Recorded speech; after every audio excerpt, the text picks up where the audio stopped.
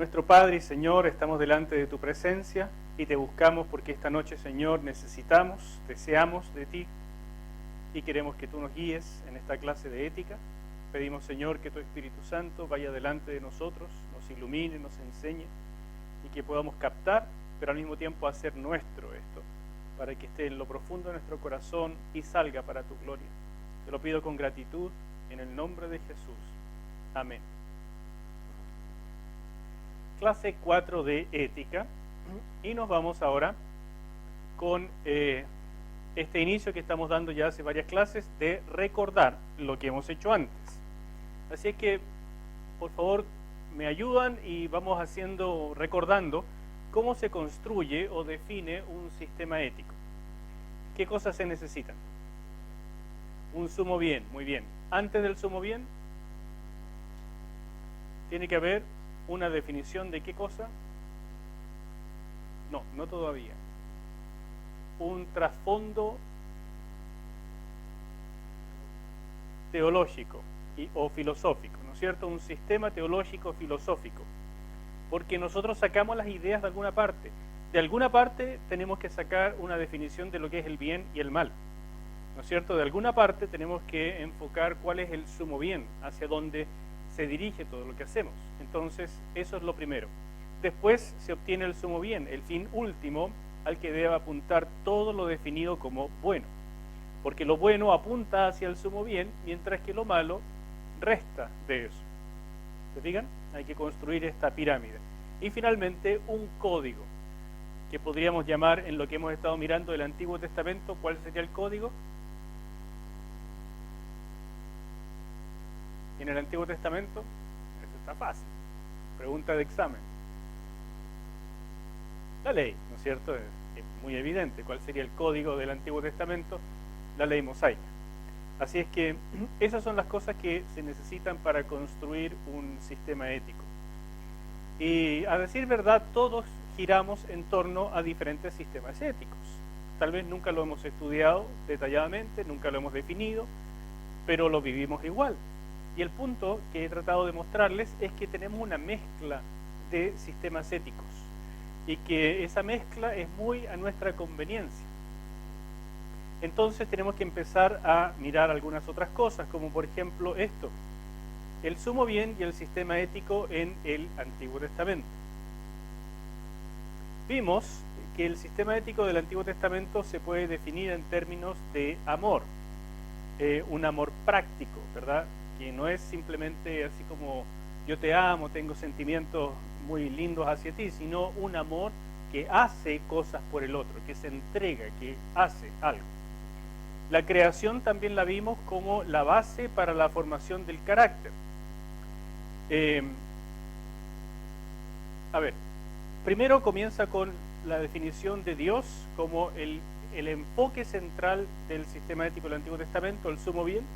La presencia de Dios o su gloria es lo mismo, y por supuesto amar a Dios. Eso es lo que todos los elementos que se parecen mucho pero que se pueden destacar como los elementos que forman el sumo bien en el Antiguo Testamento.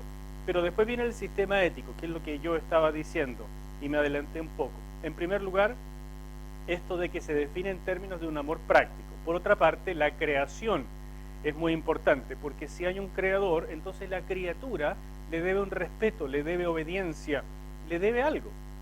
Y eso es importantísimo en términos bíblicos. Si nosotros no partimos de ser creacionistas, entonces es muy evidente que la ética va a ir hacia otro lado. Por ejemplo, una ética evolucionista cae de cajón, ¿verdad? Y la ética evolucionista tiende hacia la protección de la vida, hacia el que gana el más fuerte, hacia, no sé, la supervivencia. Entonces eso es lo que vamos a vivir en términos generales.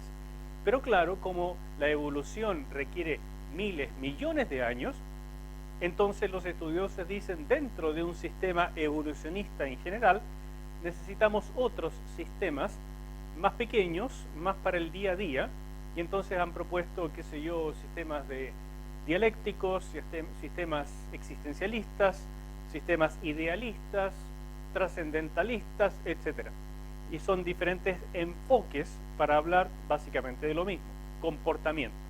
qué es lo que se define como bueno o malo. Y otra cosa es que la formación del carácter y el desarrollo del sentido del deber es fundamental en todo sistema ético, y en el Antiguo Testamento, por supuesto, se desarrolla. En primer lugar, con el tema esto de la identidad. Somos un pueblo especial, dirían los israelitas, lo mismo podemos decir nosotros como la iglesia. Eso enmarca un privilegio y una relación con la presencia de Dios. Entonces eso es central. Antes de la formación del carácter, primero es la identidad.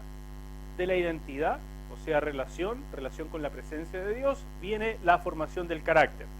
Y teniendo eso, es que podemos hablar de códigos, leyes. Porque si partimos al revés, partimos de las leyes, lo que vamos a tener es una religión legalista. ¿Me explico? Y eso es fundamental porque vamos a entender cuando lleguemos al Nuevo Testamento, y eso comenzará Dios mediante la próxima clase, vamos a entender que Jesús tuvo que lidiar con un sistema, el sistema judaico, que quedó como en medio del Antiguo Testamento y la venida del Mesías. Entre medio estaba este sistema judaico, súper orientado al cumplimiento de leyes. Y por lo tanto, Jesús tuvo que desarmar todo eso para ir al corazón del Antiguo Testamento y decir cómo se vive eso en tiempos de cumplimiento.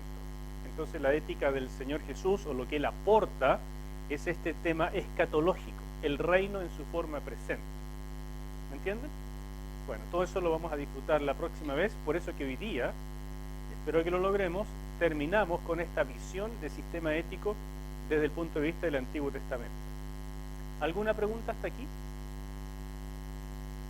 Esto es un resumen de lo que ya hemos visto. Sobre esto vamos a construir hoy día.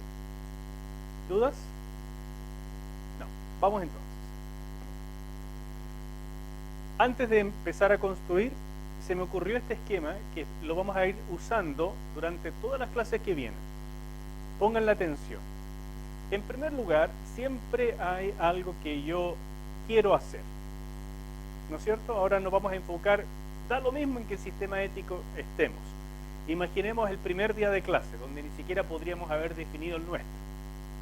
Decimos tener una ética cristiana, pero en realidad, para ser francos, tenemos una mezcolanza, ¿no es cierto? Pero todos tenemos deseos, por eso lo puse en amarillo, así como si fuera algo de oro, como esto es mi deseo, lo que yo quiero hacer, ¿verdad? Después yo calculo lo que puedo hacer, y allí empiezan los grises, porque lo que yo puedo hacer, de lo que quiero hacer, es bien dudoso a veces, ¿no es cierto? Si, por ejemplo, yo quiero comprarme un auto, o mejor dicho, no quiero comprarme un auto, lo que quiero es tener un auto. ¿Qué opciones tengo para tener un auto? ¿Cómo puedo llegar a tener un auto? Sugerencias.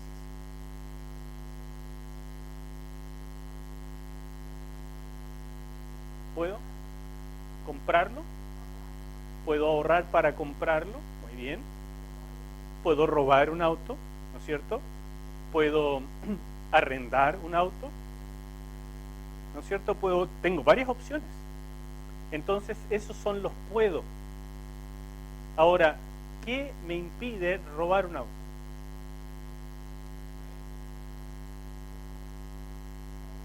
La ley. Porque la ley restringe los puedos. ¿Se dan cuenta? La ley enmarca los puedos. Entonces te dice lo que tú puedes y lo que no puedes hacer. Entonces nosotros vivimos dentro de ese marco. Y por eso encontramos estas discusiones que a veces aparecen en las noticias sobre lo que han hecho políticos o lo que hacen futbolistas, porque pueden hacer cosas, porque dentro de la ley está permitido.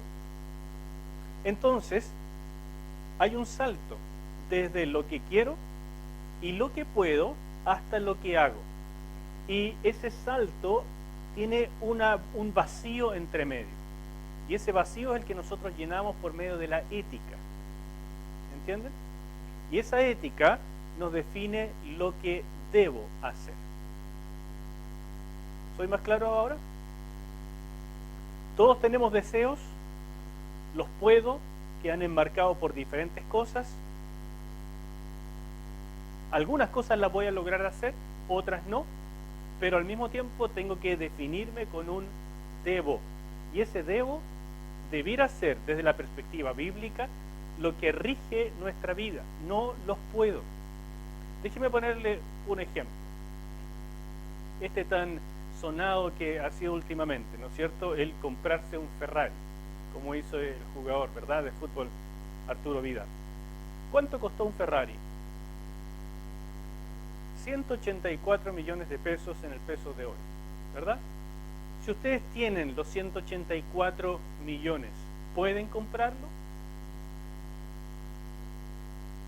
¿Deben? Ahí se pone un poquito más dudoso, ¿o no? ¿Por qué? Porque hay una moralidad, hay una forma de pensar, hay una ética detrás que nos dice ¿qué se puede hacer con 184 millones? Entonces uno se empieza a preguntar, ¿el hecho de que yo pueda hacer algo significa que entonces tengo rienda suelta para hacerlo? ¿O hay algo que debo pensar un poco más? Déjeme ponerle un poquitito más clara la cosa. Si yo soy parte de un régimen totalitario, entonces yo puedo tomar a presa a una persona y torturarla. Puedo hacerlo. ¿Debo hacerlo? ¿Qué me va a frenar para hacer algo así? ¿Los puedo o los debo? Si yo soy una persona, un criminal, un pedófilo, un violador, y quiero abusar de una persona, de un niño, de una mujer, lo que sea, y puedo, porque se dio la oportunidad, porque tengo más fuerza, porque pude, no sé, encerrar la situación, ¿debo hacerlo? ¿Me entiende? Entonces el debo es lo que es fundamental de descubrir en el sistema ético. Y desde la perspectiva de nosotros, o sea, de una perspectiva cristiana, el debo tiene que tener una motivación muy potente, porque eso es lo que debe regir nuestra vida, no solamente los puedo. Evidentemente, un criminal tiene que tomar una decisión en relación con los puedo, porque dice, puedo hacerlo, pero si me sorprenden, si me capturan, tengo que pagar las consecuencias, ¿no es cierto? Entonces es una negociación. Pero al fin de cuentas, eso mismo se hace en las empresas. El hecho de poder defraudar al fisco, ¿significa que lo hago? A lo mejor nunca me van a sorprender. Entonces llega a formarse una ética en la sociedad donde lo malo no es robar, lo malo es que te sorprendan. ¿Se dan cuenta? Entonces, ser bobo no es el hecho de ser un ladrón, sino el hecho de que te sorprendan siendo. Por lo tanto, la ética es este bloque en rojo, que es lo que tenemos que desarrollar, y se desarrolla, por tanto, un sumo bien, un código, que son los puedes, no puedes, pero después de eso hay algo que se internaliza, una motivación muy profunda que surge de la vida espiritual, que me define los debo. ¿Me explico? Porque si los debo son parecidos a los puedo, entonces yo voy a vivir mi vida espiritual huyendo de las consecuencias de que me sorprendan. Entonces el problema no va a ser vivir una doble vida en la iglesia, sino que me sorprendan viviéndola. No es problema adulterar, el problema es que me sorprendan. ¿Es así? No, el problema es que no debo hacerlo. ¿Pero por qué no debo hacerlo? Si quiero y puedo. Porque hay una relación con aquel que me dice lo que me conviene y lo que no me conviene, y que por tanto voluntariamente me sujeto a eso para establecer una forma de vida, una forma de conducta, una moral. ¿Me explico? Por eso es que esto de la ética es tan importante, hermanos míos. Parece a veces un poco complicado, se establecen sistemas, qué sé yo, hay una teología detrás, pero sin esto bien adentro en el corazón, las personas se rigen con éticas circunstanciales. Depende de lo que está a mi alrededor, es lo que voy a hacer. En un partido de fútbol, jugando con los uruguayos, ¿puedo pasar de la línea porque ellos son muy especiales? ¿Y puedo comportarme de otra manera? ¿Es justificable? Fíjese que es la misma forma de ética que aplicaríamos en la guerra. En la guerra rigen los mismos códigos de ética que en la paz. Allí está permitido matar, allí está permitido torturar, allí no es tan grave hacer un genocidio. Allí muchas cosas son puestas en tela de duda, son relativizadas, porque la situación es muy diferente. Ética de situación. ¿Me entienden? ¿El cristiano puede vivir una ética de situación? Esas son las cosas que ustedes tienen que llegar a meter tan profundo en su corazón que cuando sea puesto en duda por las situaciones que vivan, ustedes tengan una respuesta, pero una respuesta desde adentro. Una respuesta que sea de ustedes, no de la boca para afuera. Bueno, eso es lo que estamos viviendo, esto es lo que estamos haciendo, y por eso Romanos 13, 12 al 14, que es el versículo que pongo allí como un ejemplo de los muchos debo, nos dice, vistámonos de las armas de la luz. Así como Pablo en Efesios nos dice que nos vistamos con toda la armadura de Dios, aquí está usando, claro, está usando otra ilustración. Vistámonos de las armas de la luz. Significa que uno puede vestirse de otra manera también. Significa que es algo voluntario. Significa que hay una lucha entre la luz y las tinieblas. Significa que al vestirnos se nos hace propio y que entonces nosotros nos movemos con ese traje. Significa que nos cambia desde adentro y por lo tanto ya no somos nosotros en términos de carne y hueso, las personas naturales actuando, sino que hay otra fuerza dentro de nosotros, otra motivación, otro poder para regir. Por eso este cuadro lo vamos a usar de aquí en adelante varias veces, pero por favor manténganlo en perspectiva. Es fácil de memorizar y yo les ruego, porque toda situación ética ustedes la pueden analizar con estas pequeñas cosas. Lo que quiero, lo que puedo, lo que hago, entre medio está debo. Y ese debo, ahí es donde viene el problema, la construcción del sistema. Veamos ahora un poco de Antiguo Testamento. ¿Qué es lo bueno? En términos del Antiguo Testamento, el comportamiento que resulta de conocer a Dios es lo bueno. Dios espera que los creyentes, que todo creyente imite lo que conoce y experimenta de Dios. Porque conocerle resulta en amarle y de ahí creerle y obedecerle. La obediencia sin fe es legalismo. Entonces, Dios espera esta imitación. La iglesia, los místicos de la iglesia hablaron muchas veces de la imitatio Dei, imitación de Dios. Nosotros somos llamados a imitar a Dios. Nosotros podemos compartir los atributos comunicables de Dios. Y ese compartir significa que podemos imitarle entonces. Él espera que lo hagamos. Es lo que resulta de conocerle. Por ejemplo, Éxodo 34:6 dice, pasando Jehová por delante de él, proclamó. ¿Qué es lo que le había pedido Moisés? Le había pedido, Señor, muéstrame cómo eres. Quiero verte.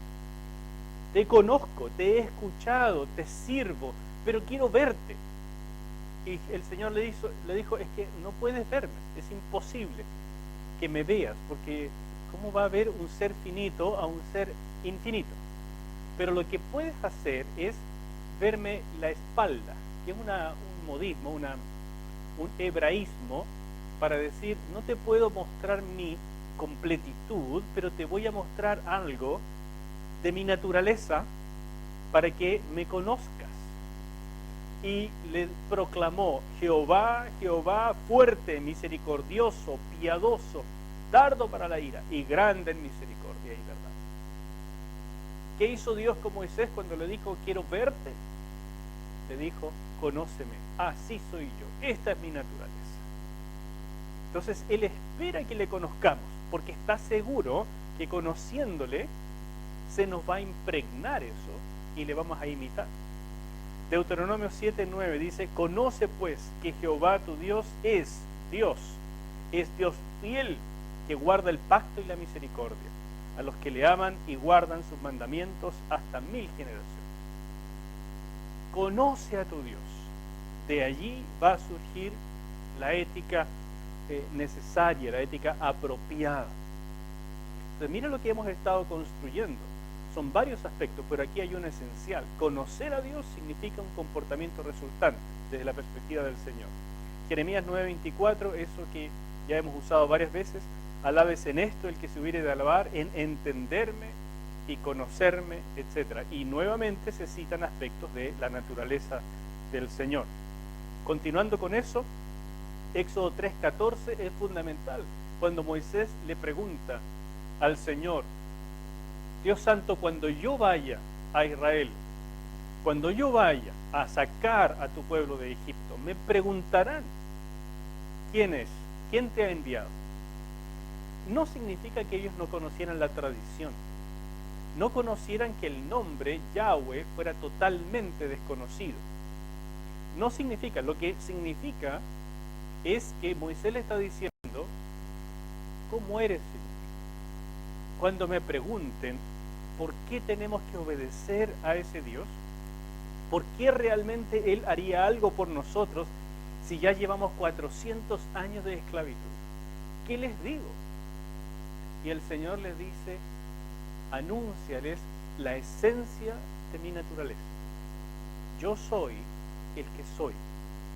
Significa que yo soy el mismo ayer, hoy y por siempre.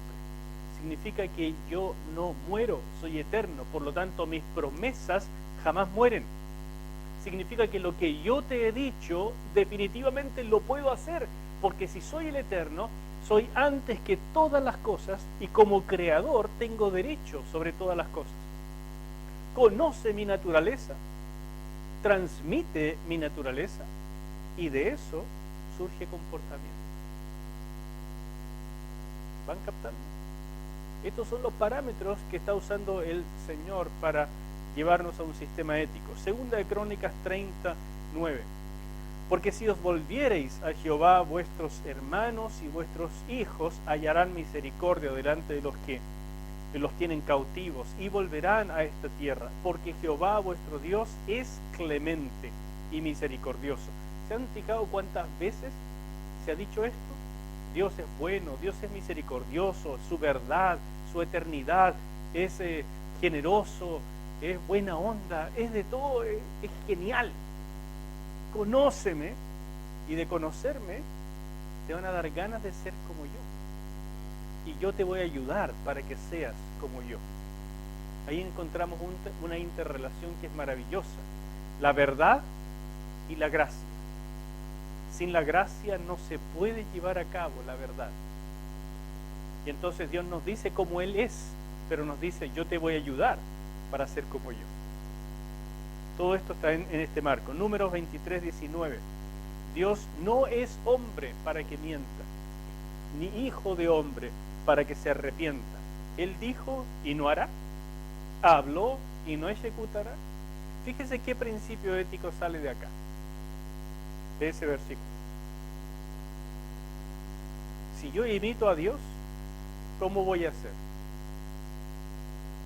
en relación con la mentira?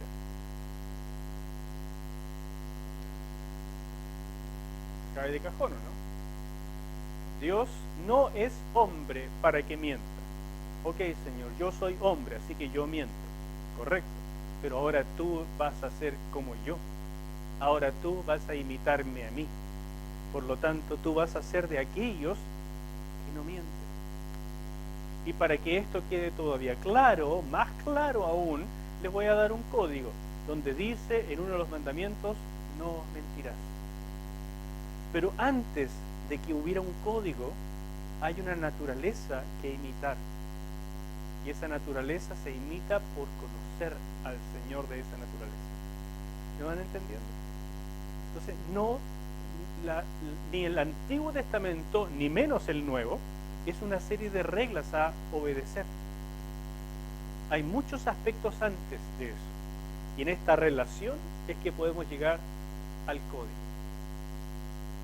Deuteronomio 4:24, porque Jehová tu Dios es fuego consumidor, Dios celoso. ¿Cómo dijo Jesús que se sentía cuando estaba en la casa de Dios y había un montón de gente vendiendo y comprando cosas? El celo de tu casa me consume. Jesús mostró: yo estoy imitando la naturaleza de mi Padre. Así es mi Padre, Él actúa así, porque Él es celoso por la pureza y la verdad. Y le disgusta. Dice, por ejemplo, en el Salmo 7:11, Dios es juez justo y está airado contra el impío todos los días. O sea, la impiedad al Señor verdaderamente le molesta. ¿Nos molesta a nosotros? Cuando usted ve cosas en la tele, cuando usted ve cosas en la calle, cuando estamos, ¿no es cierto?, en el colegio, en la universidad, en el trabajo y vemos cosas injustas, ¿nos molesta? O ya estamos tan acostumbrados que entonces estamos más bien acostumbrados a imitar lo malo que vemos que el carácter y la naturaleza de nuestro Señor. ¿Voy siendo claro? Para Dios esto es simplemente: júntate conmigo y me vas a imitar a mí. Deja que mi influencia te llene más que las otras influencias, y la ética va a surgir de esta relación. No trates de hacerlo por tus fuerzas, porque no anda, no funciona. Otro aspecto del Antiguo Testamento para definir qué es lo bueno es la formación e imitación del carácter de Dios. Ya no es solamente imitación por esta juntarse con Él, casi como si fuese osmosis, sino esta formación donde Dios está trabajando en la formación de un carácter en los creyentes. Y si el Antiguo Testamento uno necesita ver que también existe, en el Nuevo Testamento es sumamente obvio, porque está declarado que Él está trabajando para que la imagen de Jesucristo sea formada en nosotros. ¿No es cierto? ¿Qué es lo bueno? La formación e imitación del carácter de Dios. Un paréntesis. Esta cosa se suspendió, no pasa nada.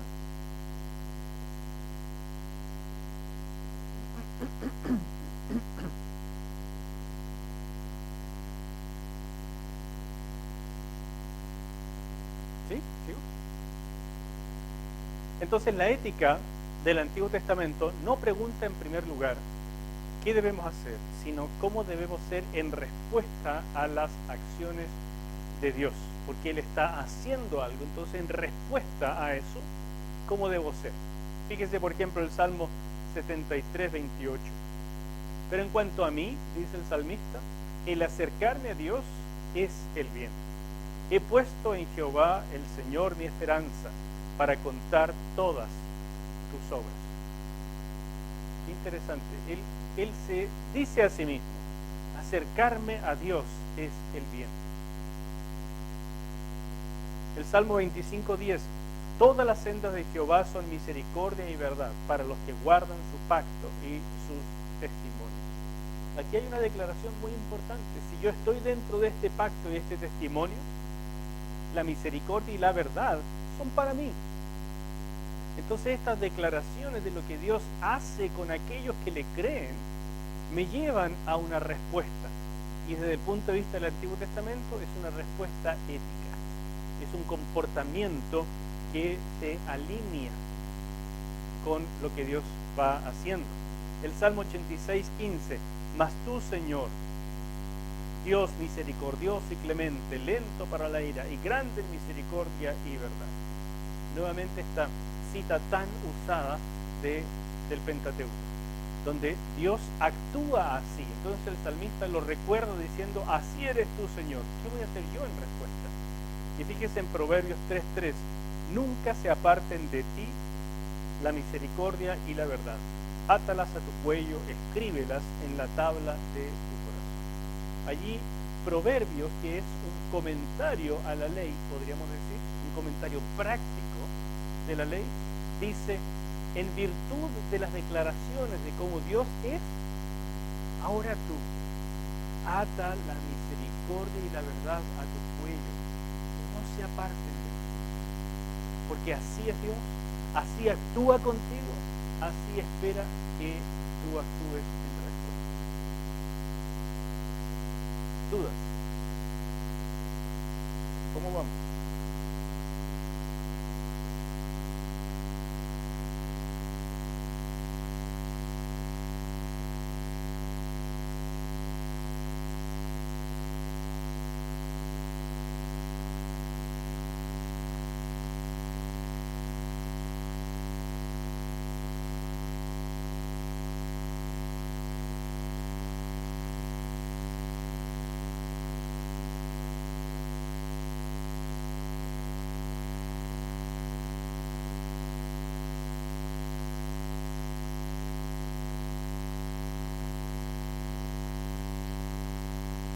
Ok, Nati, te agradezco que traigas el tema a colación, pero no tengo una respuesta para tu pregunta.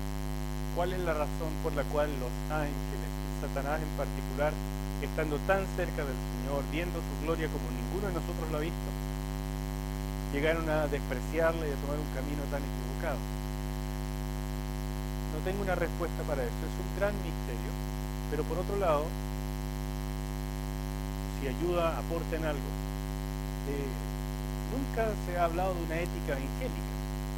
Supongo que ellos tienen un sistema ético, pero sería interesante, alguna vez vamos a tener que preguntarlo, porque los niveles de libertad de los ángeles son muy diferentes a los nuestros. Sus comportamientos se rigen por otros parámetros que nosotros no manejamos. Entonces todo lo que estamos estudiando acá se fundamenta en esta característica de nuestra libertad. Sin libertad no tiene sentido hablar de un código ético o de un sumo bien, porque no podemos enfocarnos libremente hacia eso. Si no hubiera libertad, no habrían diferentes sistemas que compiten por nosotros. ¿Te das cuenta? Entonces, no te estoy respondiendo porque Satanás y los ángeles tomaron esa actitud, pero sí te estoy diciendo que son muy diferentes a nosotros en muchos sentidos, no solamente en lo que son capaces de ver, pero sí en lo que son capaces de decidir y los niveles de libertad que tienen en relación con nosotros. Pero sigamos un poco más con el Antiguo Testamento.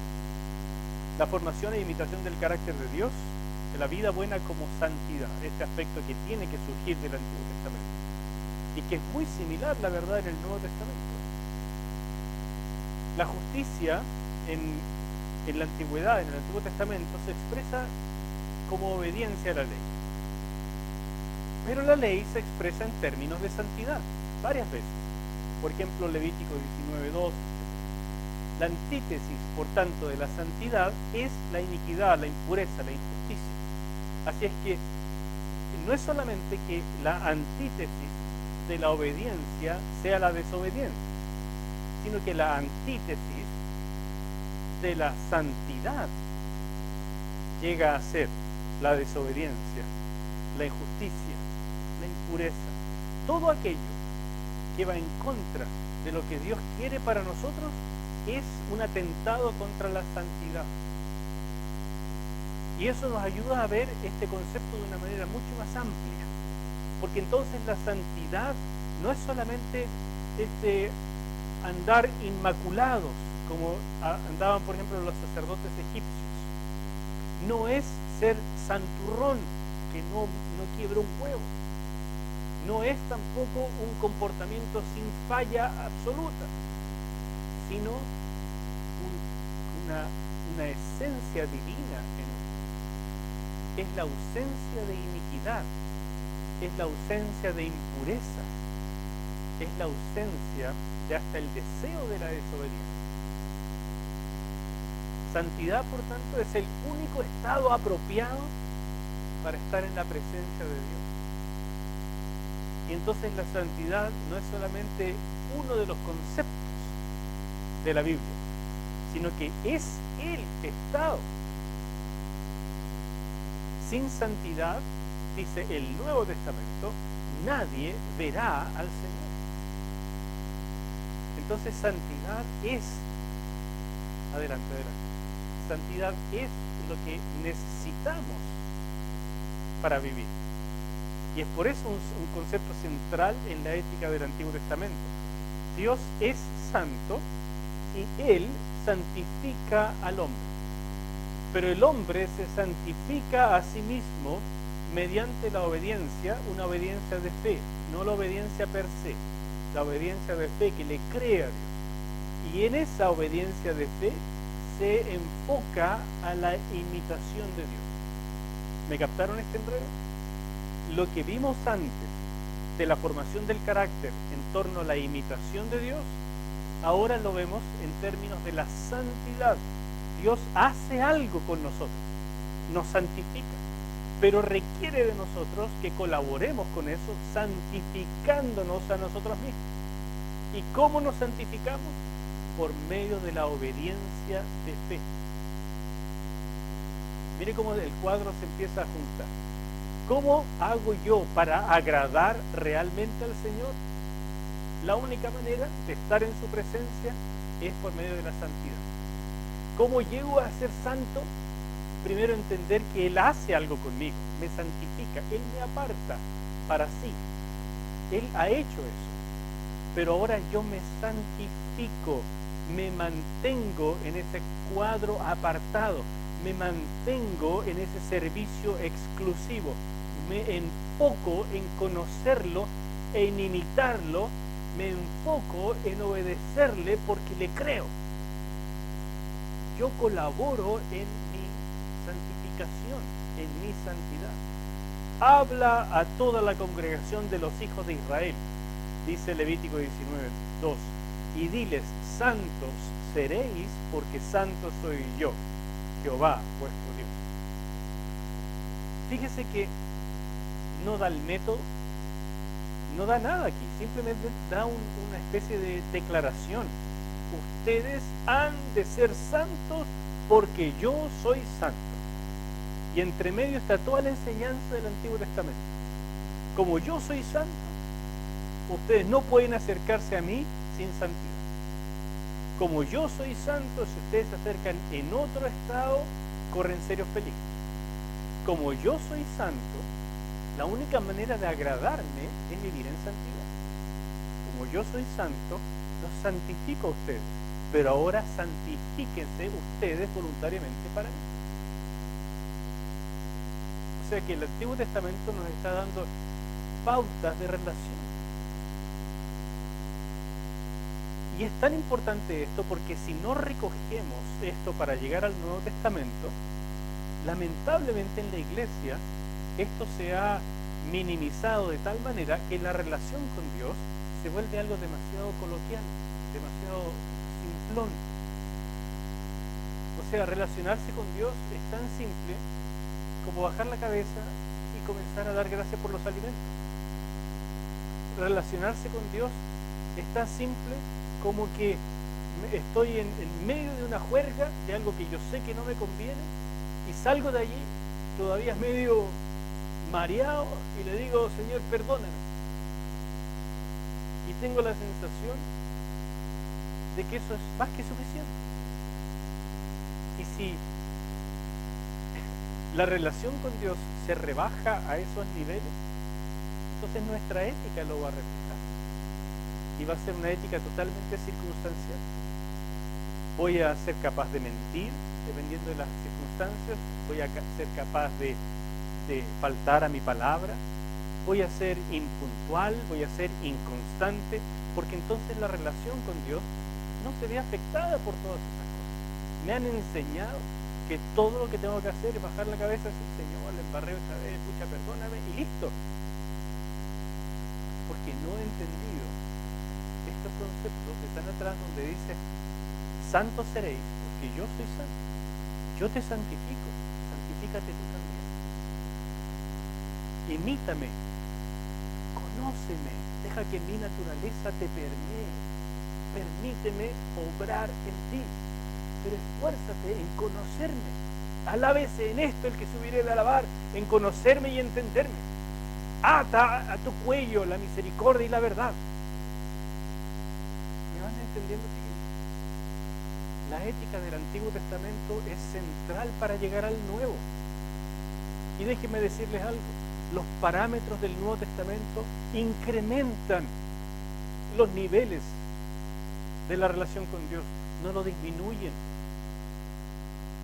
La iglesia debiera ser mucho más que lo que se vivió en el Antiguo Testamento, no mucho menos, porque nosotros somos tabernáculos ambulantes. Nosotros debiéramos vivir lo que se vivía en el interior de la carpa,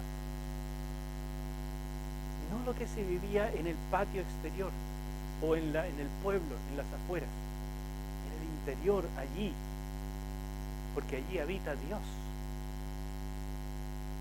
Yo creo no equivocarme al lanzar esto hacia arriba, porque les digo, esta es la verdad, y la verdad sin la gracia de Dios es imposible de vivir. Pero la gracia de Dios ha hecho la diferencia, y es esa gracia la que nos permite vivir ese nivel.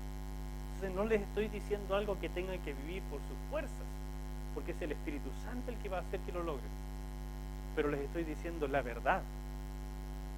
Si yo rebajo esto, como lamentablemente veo que se hace en muchas partes de la iglesia, la relación se vuelve más simplona que con un amigo. Porque incluso con un amigo tenemos el respeto de no ofenderle, porque el amigo va a reaccionar a una ofensa. Y esa reacción puede ser, no quiero estar más contigo. Puede pasar, ¿o no? Eso mismo hacemos con nuestra esposa, con nuestro esposo, con nuestros hijos. Tarde o temprano nos pueden decir, no más contigo. Pero con Dios tenemos la sensación de que eso jamás va a ocurrir. Y entonces minimizamos la relación con Él al punto de que no hablamos siquiera de santidad. Llega a ser un poco liviano. La pregunta es, ¿Dios está ahí? La santidad no pretende perfección individual, sino el estado adecuado para la devoción y para la misión. Porque la misión de ser bendición a todas las familias de la tierra, como le dijo Dios a Abraham, y como le dijo en términos del pacto mosaico, que han de ser una nación de gente santa y sacerdotes, esa misión que bendice a todo el mundo requiere santidad. Fíjese, la vida de los israelitas pactados con Dios sería un reflejo del carácter santo de Dios. Eso es lo que el Señor quería, que las naciones vieran a Israel y dijeran, así es Dios, porque ellos se parecen a Dios. Tal contraste, total contraste con la conducta de los habitantes tanto de Egipto como de Canaán.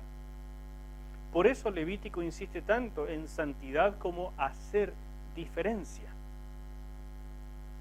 ¿Por qué Rahab, que era una prostituta en Jericó, llegó a ser escogida y llegó a pertenecer al linaje de nuestro Señor Jesucristo? ¿Fue porque simplemente protegió a un par de personas porque le convenía? ¿O hay algo más detrás? La Escritura nos deja ver que la actitud de Rahab, una cananea, es un rechazo a lo que ella veía en su entorno y una aceptación por fe de lo que venía en el pueblo de Israel, que era la gloria de Dios en ese pueblo. Entonces ella tomó una opción de preferir a un pueblo que no era su pueblo, rechazando los suyos. Y esa opción le podía costar la vida. Y evidentemente habría sido mucho más fácil acusar a los espías judíos y decir, aquí están escondidos, porque eso le significaba ser aceptada por su pueblo. ¿Y quién decía que los judíos iban a tener finalmente la capacidad de tomar Jericó? Jericó no había sido tomada por otra nación. ¿Por qué los judíos iban a poder hacerlo? Pero ella toma una opción de fe, siendo una humilde pecadora. Y esa opción de fe es lo que hizo la diferencia. Entonces no solamente fue aceptada por Dios, sino que llegó a ser parte del linaje más exclusivo de la Escritura. Entonces, Israel es llamado a hacer una diferencia. Y cuando hiciera la diferencia, por su vida, su comportamiento, la gente vería a Dios en ellos, la gente tomaría opción hacia ellos. Y eso es lo que es el reflejo de Rahab. Por supuesto, muchos no quisieron y no llegaron a ser parte del pueblo, pero Rahab es el prototipo de lo que era la misión de Israel. Por su propia vida, por su historia, por sus triunfos, porque Dios se mueve entre ellos, la gente quería estar simplemente en Israel. La dieta, Levítico por ejemplo, tenía que ser diferente. Si yo no como pan, si yo no como carne, si yo no como tantas cosas, ¿con quién me puedo juntar a comer? Solamente con los poquitos que comen igual que yo, ¿no es cierto? No podría comer a lo mejor con ninguno de ustedes. Y cuando uno no come con la gente, no puede hacer amistad. Entonces Dios les dijo, ustedes van a ser diferentes, no van a comer como la gente de Canaán. Es una forma preventiva también. No hagan amistad con ellos. Ustedes van a practicar su sexualidad de una manera muy diferente. Entonces no van a poder participar en los burdeles de ellos, en los cultos orgiásticos de fertilidad. No van a poder hacer las cosas que ellos hacen, porque son abominación para mí, porque ustedes van a practicar una ética sexual diferente. Ustedes van a observar los 10 mandamientos, a diferencia de la gente que ajusta circunstancialmente su comportamiento. Cuando es necesario, miento. Cuando me conviene, adultero. Cuando puedo codiciar y tener lo que es de otro, pero que no me pillen, lo hago. Si llega a haber una guerra, mato. Si puedo hacerlo, lo hago, porque no tengo deudos. Si me conviene adorar a tal Dios, porque según lo que me han dicho, ese Dios hace llover, y yo necesito lluvia para mis cosechas, entonces lo hago, porque no tengo un mandamiento que me diga, no tendrás otros dioses delante de mí, no te inclinarás a ellos, ni los adorarás. ¿Me entienden? Los mandamientos son también, harás una diferencia. Por favor, tomen esto. Ustedes y yo somos el pueblo que hace una diferencia. Esencialmente tenemos que ser diferentes, distintos, y en esa diferencia, atractivos. Qué desafío, chiquillos, porque ser diferente y ser desagradable es fácil, pero ser diferente y ser atractivo es nuestra misión. La prohibición de sacrificar niños. Sacrificar niños era la cúspide de la avaricia. Cuando ya nada funcionaba, entonces sacrificamos lo más precioso que tenemos, a nuestros niños. Entonces, si hay sequía, sacrificamos niños. Si hay poca productividad del ganado, sacrificamos niños. Si baja el producto bruto, sacrificamos niños. ¿Me entienden? Hoy en día estaríamos sacrificando niños por la sequía que se vive aquí en Santiago. En esa época eso es lo que se haría. Dios le dice a Israel, confiarás en mí. Jamás se te ocurra tocar a un niño. No quiero sacrificios humanos, menos aún de niños. No lo vas a hacer. El hombre o mujer que haga tal cosa será cortado del pueblo, porque ustedes van a confiar en mí. ¿Me entienden? La prohibición de la brujería. La brujería y todos los temas esotéricos fueron prohibidos en Israel porque son atajos, son formas paralelas, alternativas de conocer el futuro, de dominar los elementos, de lograr productividad, de lograr dominar a otra persona, porque si la otra persona me molesta, tengo que hacerle un daño para sacarla, para alejarla, lo que sea. La brujería, la hechicería, la negromancia, la hepatoscopía, todas las copías que habían, que eran formas de observación, la observación del vuelo de las aves, del hígado de los animales, de cómo caen los huesos, de cómo caen diferentes runas y cositas que tenían, ¿me entiendes? O sea, cientos de formas, la astrología, todas esas formas de adivinación, incluyendo todo lo que tiene que ver con espiritismo y el consultar a los muertos, totalmente prohibido. ¿Por qué? Porque en realidad existen, pues, hermanos míos, porque funcionan por los poderes de la oscuridad, del demonio, funcionan hasta cierto punto. Ya lo veremos cuando lleguemos a eso más adelante en esta escuela ministerial. Pero ahora les adelanto, mucho de eso sí funciona hasta cierto punto.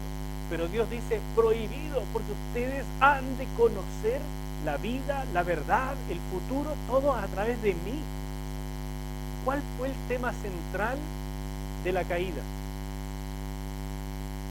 Del árbol, del conocimiento, del bien y del mal. No comerán, porque el día que de él comieren, vuestros ojos serán abiertos y sabrán, sí, sabrán, pero independientes de Dios.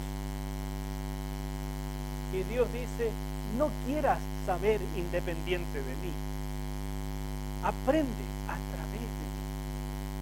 No solamente es más seguro para ti, sino que sabrás la verdad, no media verdad.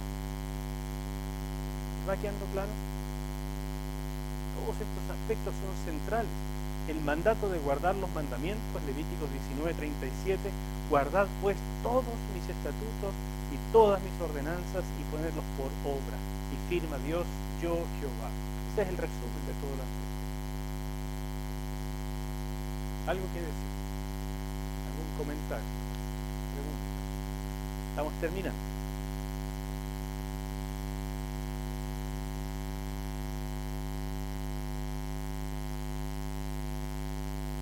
Yo les animo a juntar lo que hemos visto en las otras clases, juntarlo con esto, que es la última clase que voy a tocar temas del Antiguo Testamento, y tratar de, en sus propias palabras, establecer el sistema ético, establecer el sumo bien, establecer los patrones éticos, ¿no es cierto?, de código, y establecer la teología que está detrás.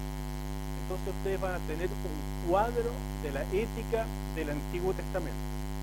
Y eso es fundamental, porque si ustedes lo tienen bien claro en su mente, cuando lleguemos a Jesús, ustedes se van a dar cuenta de cómo el Señor trabaja parado sobre el Antiguo Testamento, no independiente.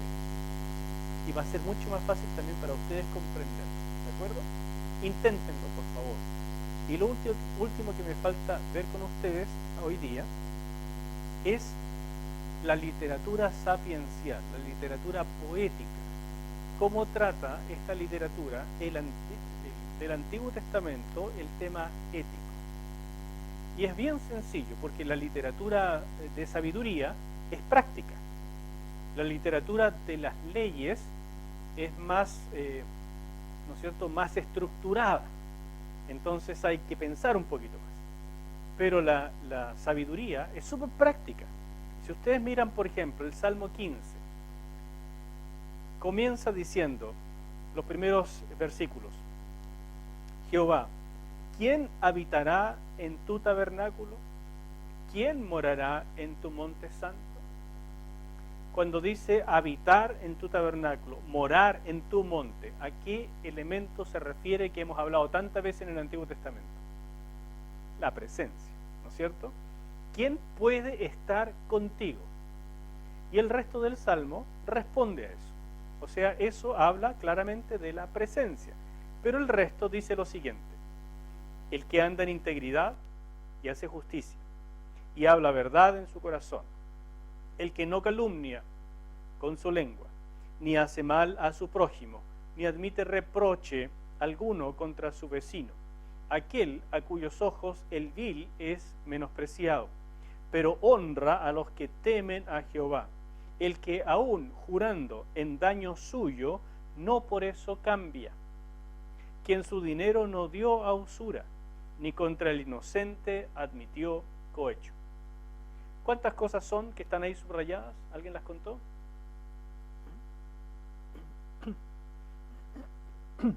11.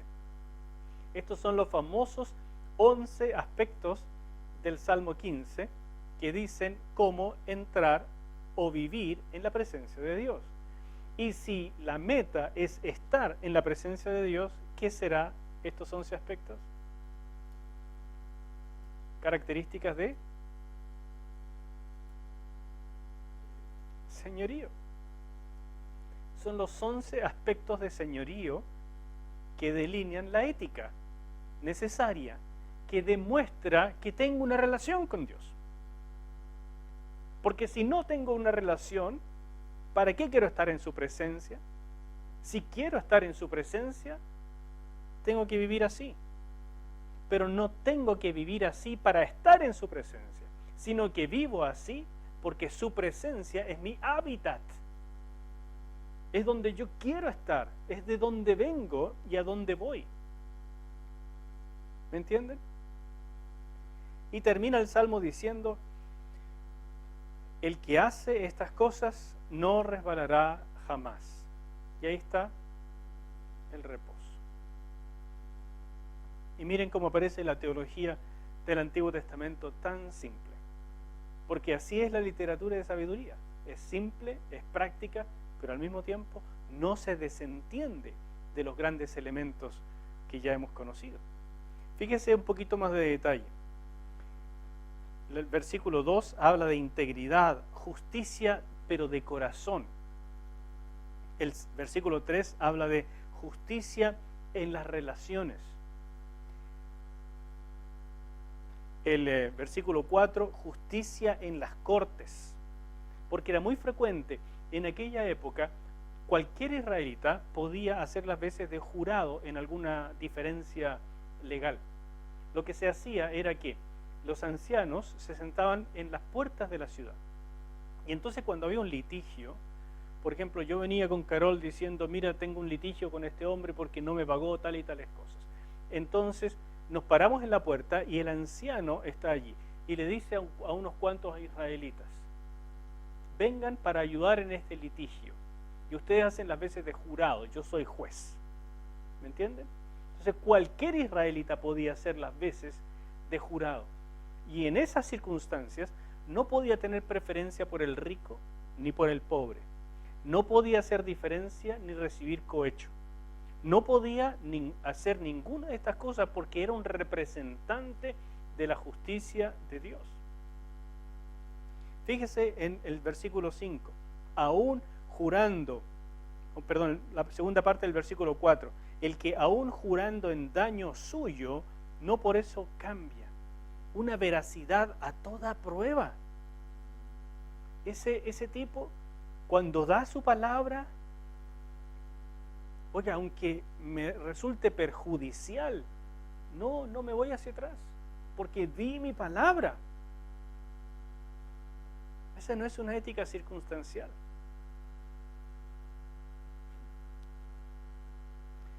Misericordia y verdad. Su dinero no dio a usura, ni contra el inocente admitió cohecho. Ese es el carácter de Dios en una persona. Es la naturaleza de Dios pegándose al ser humano. Así lo ve la literatura sapiencial. Por eso, esta misma literatura habla de la vida buena como una vida sabia.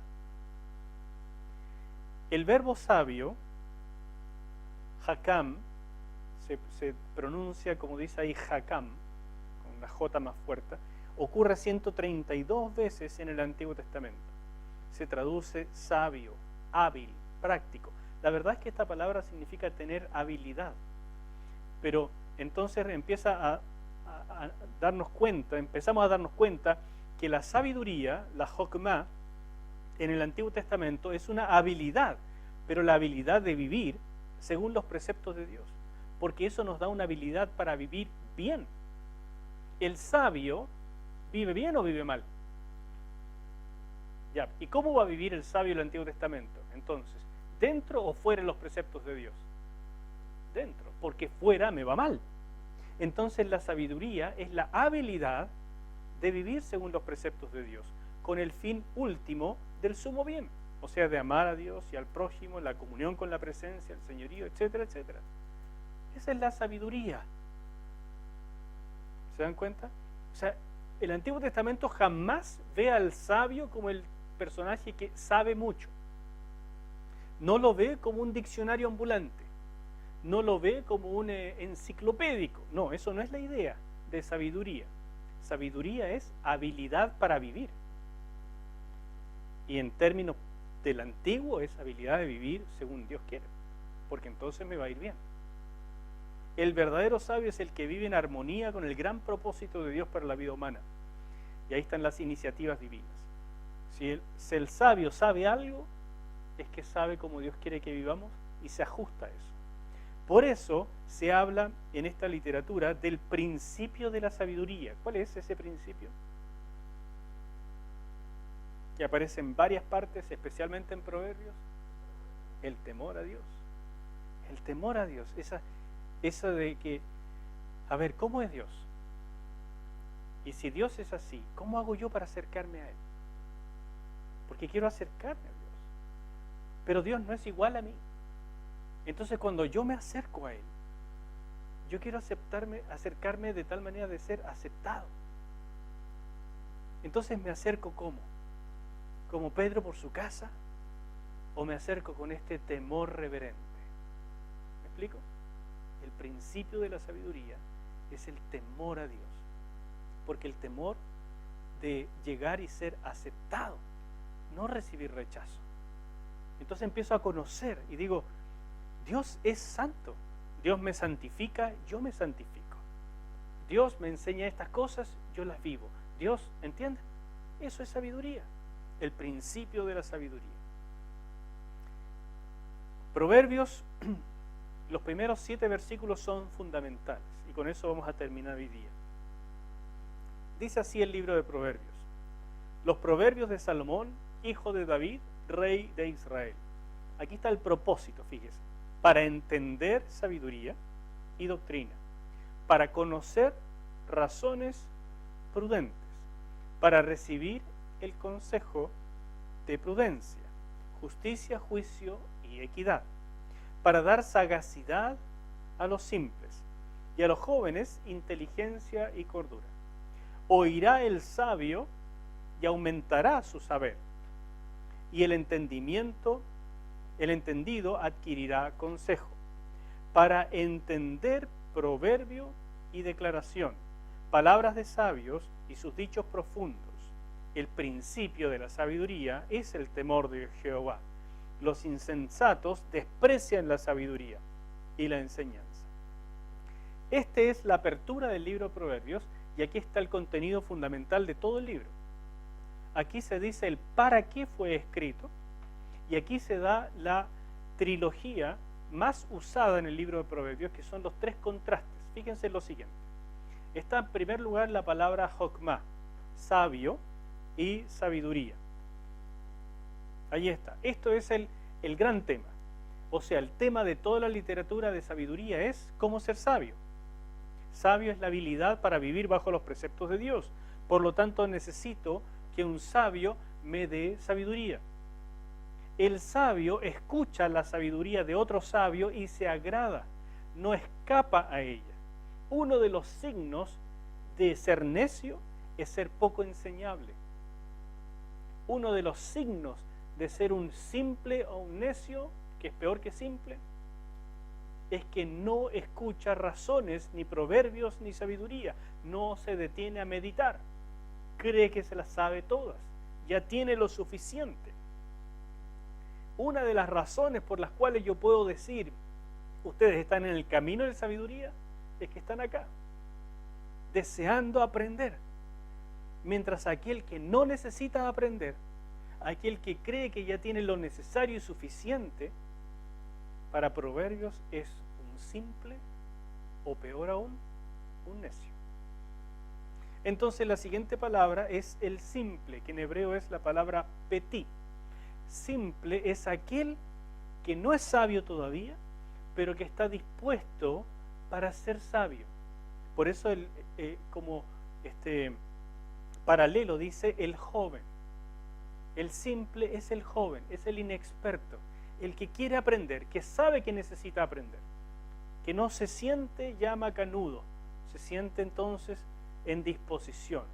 Pero hay otro personaje en Proverbios que este es el malo, el peligroso, el necio, el insensato. Es la palabra evil. Este personaje ya no quiere saber nada. Este es el que dice no hay Dios. Este es el que dice yo puedo hacer las cosas que quiera y nadie me va a pillar. Este es el que escucha a la mujer fácil en la calle, dice Proverbios. Este es el que no da oído a la sabiduría, no tiene tiempo. Este es el que escucha la pereza, entonces se queda durmiendo. A este le dice el sabio, necio, mira a las hormigas cómo trabajan y juntan para el invierno. ¿Hasta cuándo vas a dormir tú? ¿Entienden? Ese es el contraste de Proverbios, el sabio, el simple y el necio. El propósito del libro está en estos primeros 6 versículos y el tema del libro es que la sabiduría, el principio de la sabiduría es el temor del Señor. Y aquí entonces tenemos que principio es esta palabra resit, comienzo, inicio, pero que también puede ser fundamento o piedra de toque. Y ustedes lo pueden comparar con 1 Corintios capítulo 2, versículos 14 al 16, donde se habla de que el hombre natural no percibe las cosas espirituales, porque necesita otra cosa, necesita una ayuda de arriba. Entonces, Proverbios comienza también diciendo, hay sabiduría disponible, pero necesitas una ayuda de arriba para recibirla. No va a caer así sola. Necesitas disponerte a ella, pero Dios es generoso para darla. Y por último les digo entonces que Proverbios es muy fuerte en este contraste, el necio, el sencillo, el sabio, perdón. A ver, el necio, el sencillo y el sabio. ¿Cuál de estos tres creen ustedes que se comporta éticamente como Dios esperaría? El sabio. El sencillo, ¿cómo se va a comportar?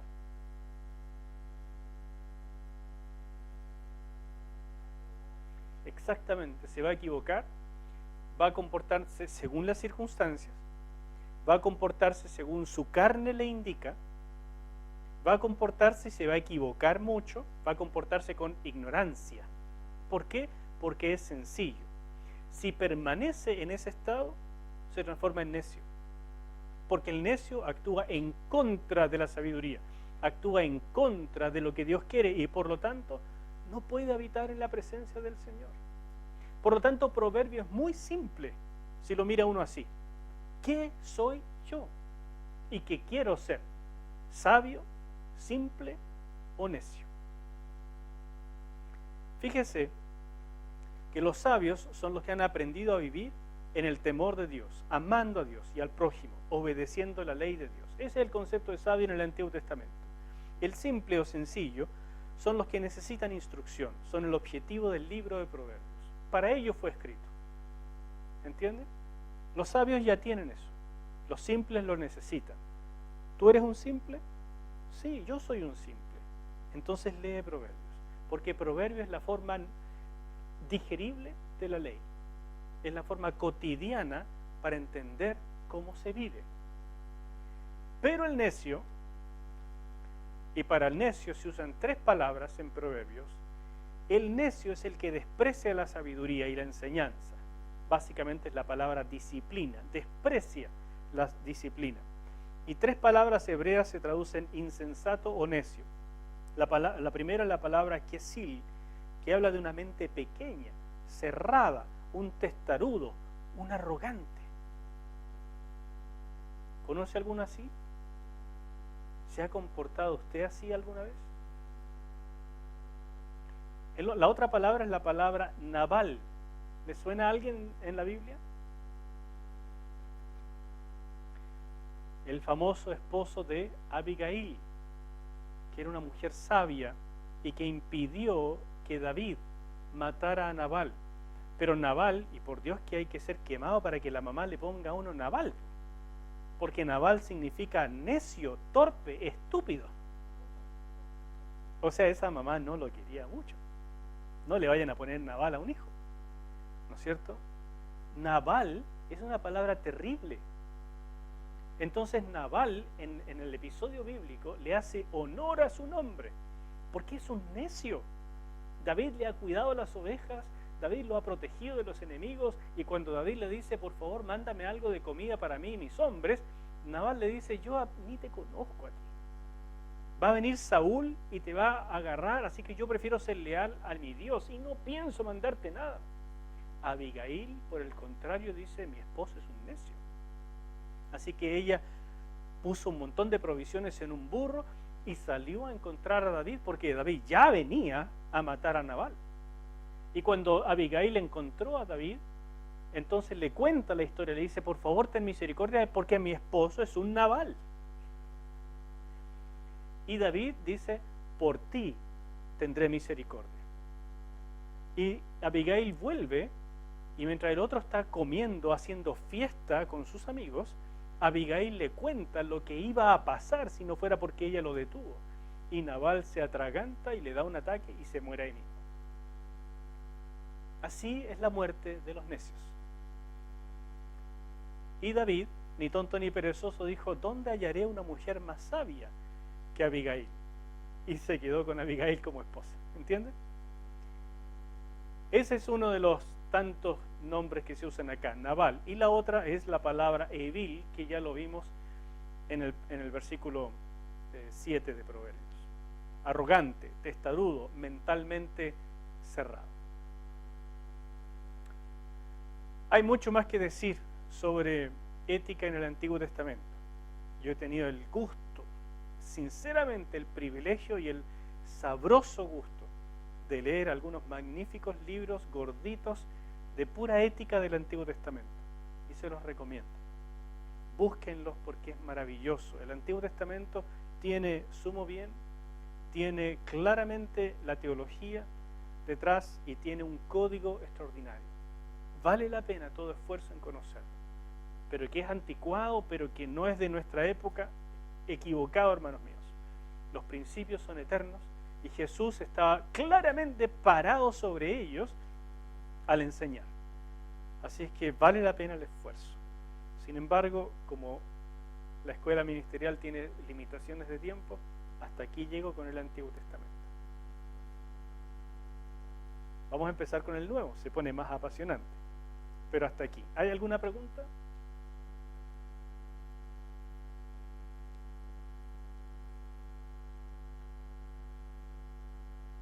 Entonces, tareita.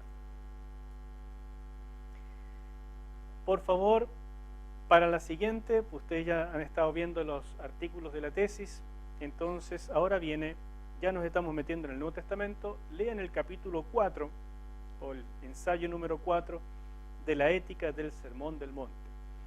Yo les voy a mandar mañana 2 archivos. 2 archivos sobre este tema, para que no se confundan.